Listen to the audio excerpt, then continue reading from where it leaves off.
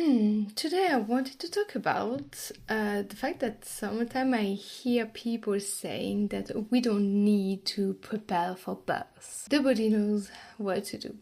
And while I do agree with the core of this comment, there is things that we need to talk about. If you are new here, I'm talking about everything from trying to conceive all the way to postpartum, breastfeeding, pregnancy, natural birth.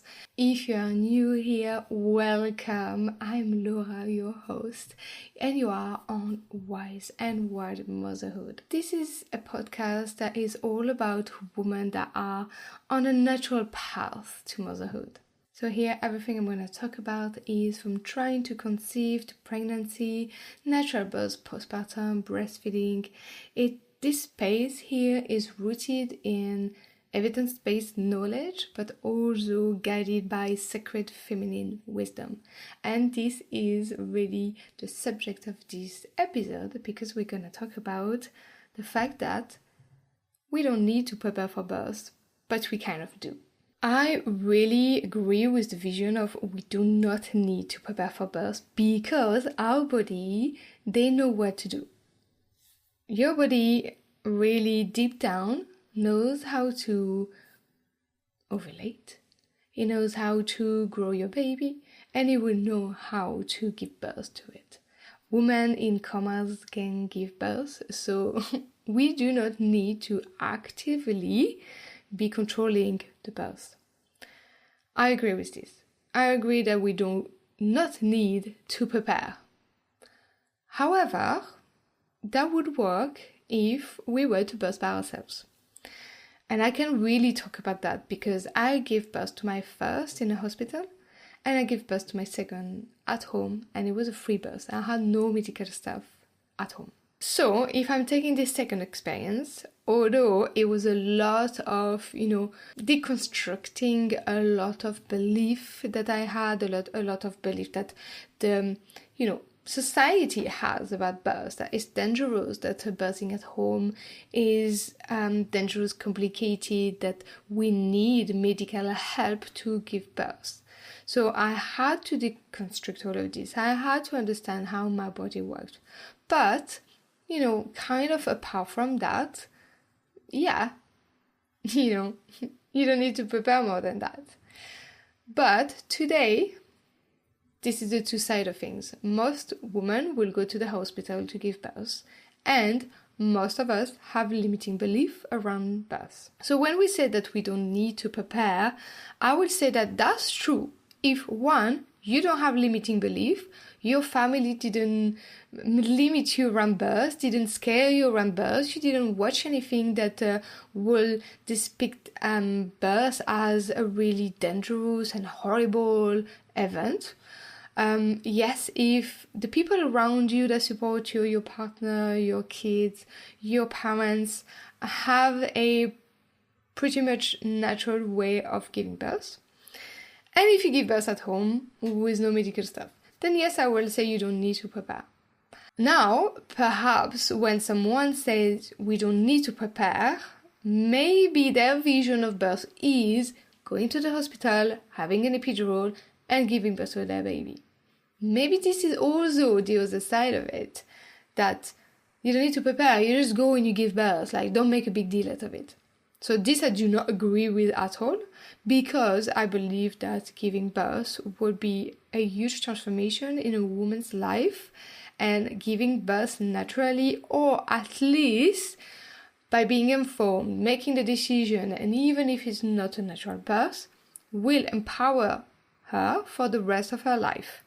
So I do not agree with going to the hospital and not being prepared. So my vision of things, of not having to prepare for birth, is you don't have limiting belief, you are not scared, and you give birth at home with nobody bothering you. Now, I know that this is not the case for majority of women. This is not the route that most women will take. So perhaps that's the route that you will take. And I'm saying that, yes, you don't need to prepare, just, know how your body works, because you will understand some phases of labor. This is important. If you don't know them, you would like to know them, please leave a comment below and I will explain all of the stages of labor. But if it's not your mindset right now and you have limiting beliefs and you have some fears and you are going to the hospital or you are going to have a medical team, then you do need to prepare. This is, I will say, compulsory if you want to have a positive experience. When you are pregnant and your pregnancy goes well and everything is fine, you don't need anything. You just live your life, you are connected to your baby, and it is amazing. But when you go to give birth, this is not the same. You are going in an environment that is managed by protocols, that has some, financial challenges behind, that have plannings, they have to fit all of those women giving birth at the same time. All of this is bigger than you. This is not just you giving birth to your baby.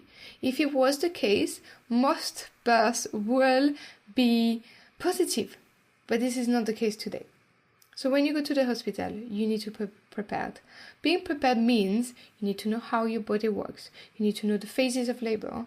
You need to know what you can do to produce more oxytocin, because oxytocin is the main hormone of labor, if you don't know. You need to know how to produce more so that your labor doesn't slow down, because as soon as you arrive to the hospital, you are on a clock, especially if you lost your water, especially if you've been there for some time.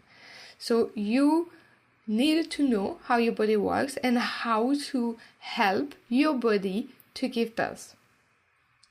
You can also look around your environment, how to make an environment that you feel safe in. And you can also look at all the ways you can help with the pain. Because if you want an epidural, but you might want to do it much later. I will do an episode on the epidural. But you need to know how to manage your labor up to then, because maybe the anesthesis is not available. Maybe it's too early for you to have an epidural. And so you need to know how to cope. You need to know how to manage all of this. And perhaps you will go all the way to the end and you'll be really proud of yourself. And if you plan to have a natural birth, you cannot go to the hospital not prepared. This is really where I do not agree with you don't need to prepare for birth. If it is just to go with the flow, as in the hospital flow, which is I go and have an epidural and have intervention and I don't mind, then fine. But if you go with natural birth in mind, then you need to prepare. And so there is all of this, like knowledge, but there is also mindset, your mindset. What do I really want? What do I desire? What do I want out of this birth? What are my beliefs on this birth? Like, do I believe that birth is dangerous, or do I believe it's a natural process and I do not need intervention? This is not the same mindset. And for example, I wanted to give birth at home. So in my head, I knew that a natural birth was the best for me and for my baby. And so when we got transferred to the hospital, I didn't accept anything. I didn't accept monitoring. I didn't accept any sort of hormones, nothing. Because in my head, it was really, really strong that a natural birth was the best for me and my baby. So even though we were not at home, it was like we were at home, because we had this position of we know what we want, we are informed, and we will know what we don't want. And so, opposite us, we had a medical team that listened to us and that respected our project. And so all of this is regarding yourself. So your knowledge, your mindset, there's a lot more around the mindset, but this, and then there's also the hospital. You need to understand the protocols. You need to understand the intervention. You need to understand that what's the effect of some intervention that might bring more intervention.